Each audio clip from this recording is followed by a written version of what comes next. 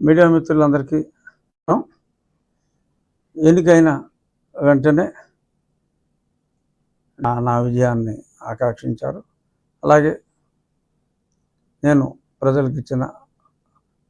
నా పర్యటనలో ప్రజలకు ఇచ్చిన ప్రతి మాట కూడా ప్రజలందరికీ చేర్చేలాగా ఈ విజయంలో ప్రముఖ పాత్ర వహించిన మీడియాకు కూడా నా హృదయపూర్వక కృతజ్ఞతలు తెలియజేసుకుంటున్నా.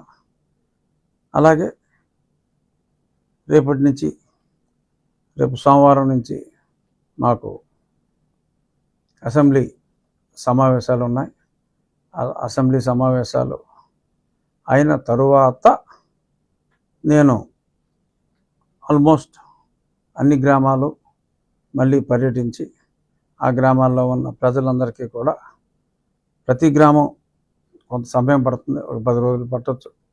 ప్రతి గ్రామం కూడా వెళ్ళి ఆ గ్రామంలో ఉన్న తెలుగుదేశం, జనసేన, భారతీయ జనతా పార్టీ నాయకుల్ని, కార్యకర్తలనే కాకుండా నన్ను వ్యక్తిగతంగా అభిమానించి మరి నా విజయానికి దోహదపడిన ప్రజలందరికీ కూడా నేను వారందరినీ కలిసి ధన్యవాదాలు చెప్పుకునే కార్యక్రమం రేపు అసెంబ్లీ సమావేశాలు అయిన వెంటనే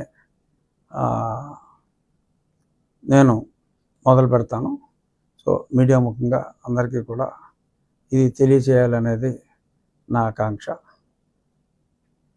ఇక మీరు సరే జనరల్ విషయాలు కూడా కొన్ని మాట్లాడుకుందాం. బొత్తిగా అసలేమి మాట్లాడకపోతే ఈడికేమైందిరా బాబు అనుకుంటారు. సో వైఎస్ఆర్ కాంగ్రెస్ పార్టీ వాళ్ళు దొంగ బాబాయ్ అన్నట్టుగా మరి ఇప్పుడు వాళ్ళు ఎవరిని కొట్టకుండానే ముందే మమ్మల్ని కొట్టేశారని మరి నిన్న ఢిల్లీలో విజయసాయిరెడ్డి గారు మరి చాలా గొడవలు చేశారు. మరి నాకు అర్థం కాదు ఏంటంటే పట్టపగలు ఒక ఎంపీని తప్పుడు కేసు పెట్టి ఇంట్లోంచి లేపుకెళ్ళి అర్ధరాత్రి చావబాది అన్ని ఎవిడెన్స్లు ఉన్నా సరే, అంటే నాకన్నా వాళ్ళు ఎంత దుర్మార్గులో తెలిసినవాడు ఎవరు లేడు. సరే కొంతమంది చంపేశారు, అది ఉంది.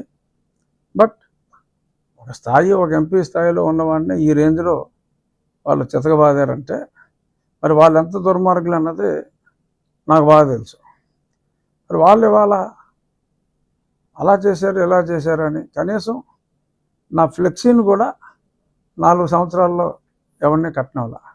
అది మీ అందరికీ తెలుసు. మీడియా ఎవరైనా కడితే వాళ్ళకి పోలీసు వాడు ఫోన్ చేసి వార్నింగ్ ఇచ్చేవాడు. సో మరి ఈ రకంగా అన్ని దురాగతాలు చేశారు. ఇప్పుడు అసలు ఏమీ జరగకుండానే వాళ్ళు చేసింది వీళ్ళు రిపీట్ చేస్తారేమో అనే భయంతో ముందే అమ్మోయ్ బాబాయ్ కొట్టేస్తున్నారు, చంపేస్తున్నారు. 1-6 సంఘటనలు ఎక్కడైనా జరిగి ఉండొచ్చు.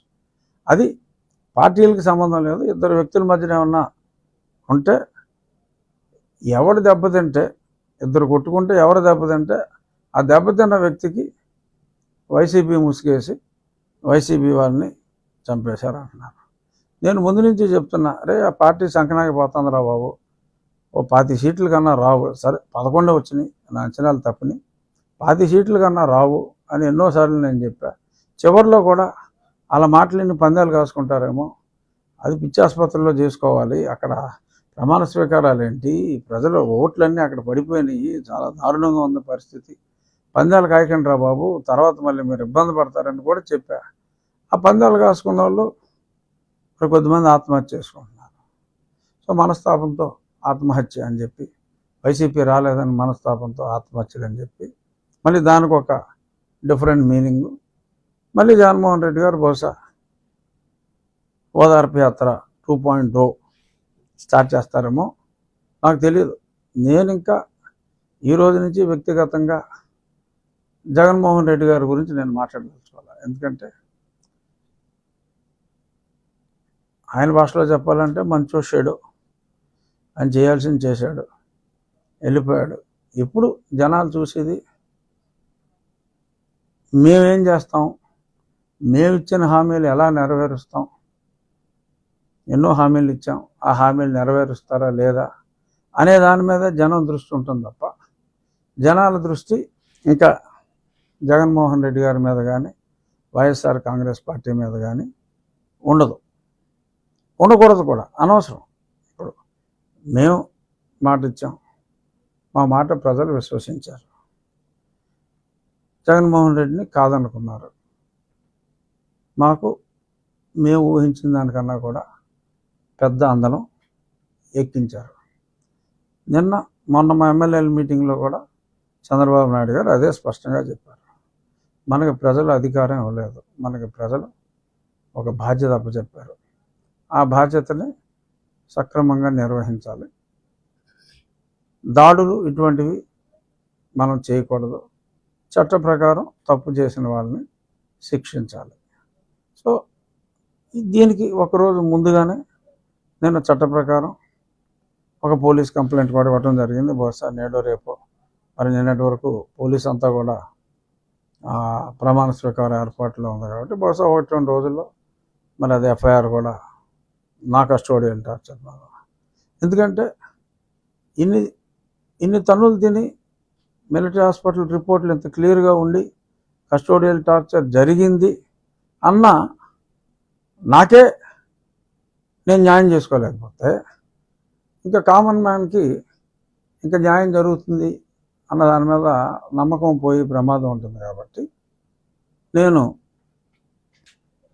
నా నిర్ణయం నేను తీసుకుని, చాలామంది అనుకుంటున్నారు దీని వెనక ఇంకెవరో ఉన్నారు, పార్టీ పెద్దలు ఉన్నారని. నేను ఎవరితోటి మాట్లాడాల. Law should take its own course of action అనే ఉద్దేశంలో నేను ఆ కంప్లైంట్ని ఇవ్వటం జరిగింది.